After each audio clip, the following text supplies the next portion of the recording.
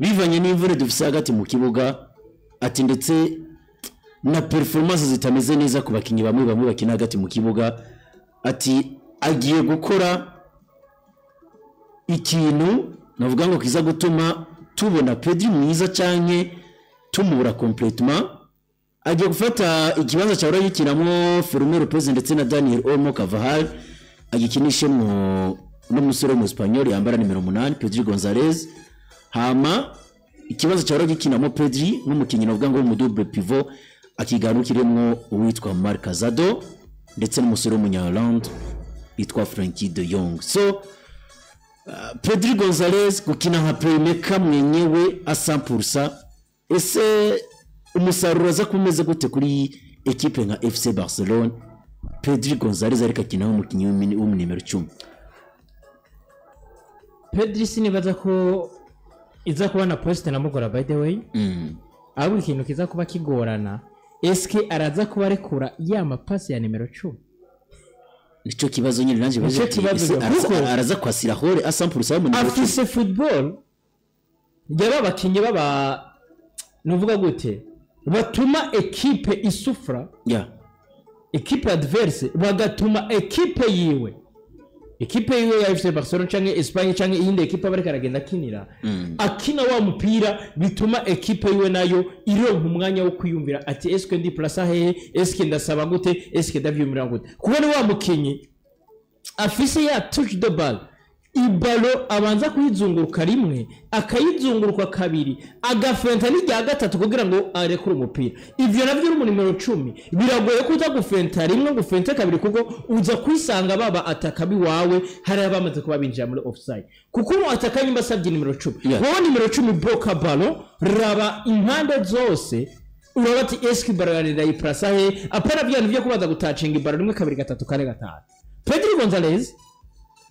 hari imvune nyinshi ziriko ziragaragara ko umaze kubona bivuga uyo Fermin Lopez ari mu mvune uyo Daniel mu mvune Ferran Torres nawe yongeyemwe mu bandi Rafinha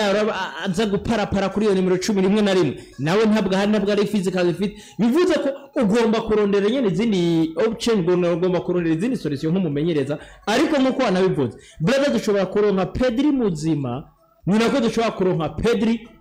umwe buri muntu wese azovuga ati waratwinyegeje Pedri waratwishijemo ivyawe twarabibonye ntabwo uri Pedri ashobora kuba mukinyi mwiza cyane kuri nimero 10. Brother ushobora kubona Pedri aza gatanga izo kuko ni umwe mu bakinyi ubona ko muri saison aza parmi les meilleurs aza parmi abakinyi bazima wamubonye man of the match man ikiwe wamubonye ku MVP ariko genda urabibiharuro vyiwe personnellement uraza kuba wumigwa uraza kubura ba SQ uyu mukinyi adaparvera gutanga assist 10 muri match zirenga 70 yakinye ni mu mediatere bwoko ki ni mu mediatere buri si yose kiraririmba brother bivuze ko ni wa mukinyi tugomba kubona SQ Pedri arafise ya qualité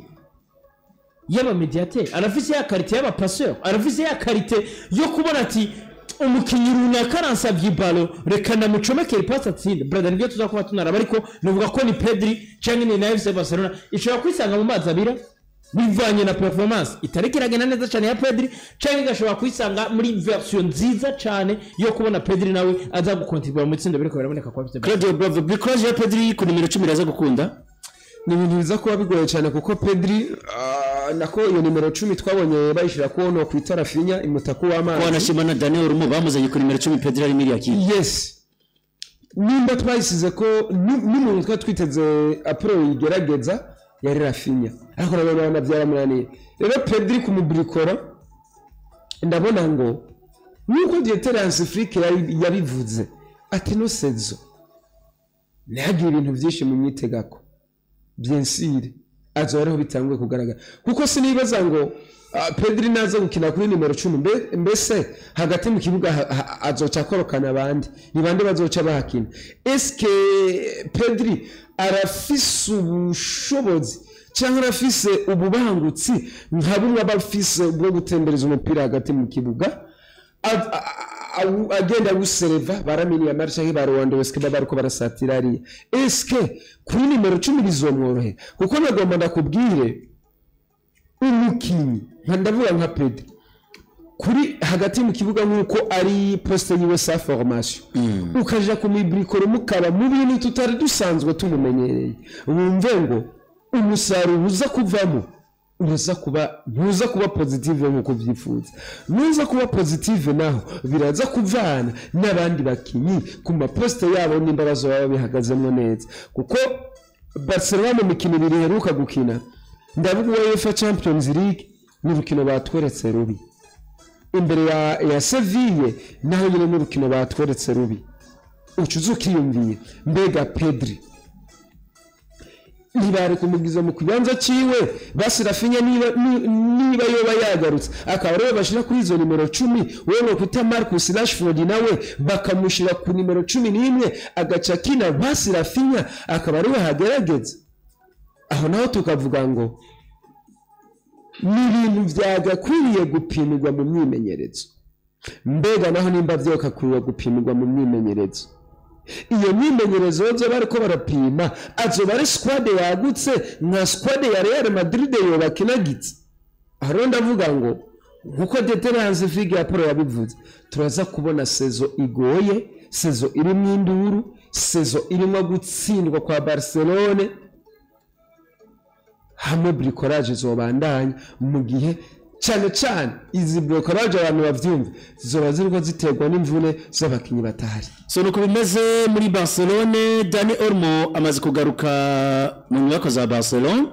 aje gukorerwa ibipimo kugira ngo barabe imvune y'ibimeze gute. So nuko niyo makuru avuga muri equipe FC Barcelona ni Pedro Gonzalez rero agiye gukinishwa ku kibanza cyo mu nimero 10 playmaker muri equipe ndetse no muri mediane ya equipe ya FC Barcelona. Nuko turi